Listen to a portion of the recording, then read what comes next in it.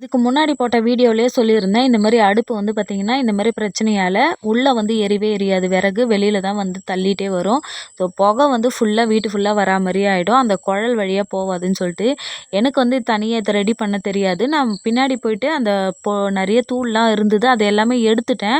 இருந்தாலும் இந்த குழலுக்குள்ள இருக்கிறத வந்து பார்த்தீங்கன்னா, இந்த மாரி துணியில மண்ணு வந்து போட்டு, ஏதாவது கனமான ஒரு பொருள் போட்டு, ஸோ அது வந்து பார்த்தீங்கன்னா, நல்லா வந்து இந்த மேலே ஏறி அந்த குழலுக்குள்ள துணிய விட்டு நல்லா 4, 5 வாட்டி நம்ம வந்து இழுத்தோம் அப்படின்னா, அந்த தூள் வந்து பார்த்தீங்கன்னா, கீழ அப்படியே புகை மாரி வெளியில வரும்.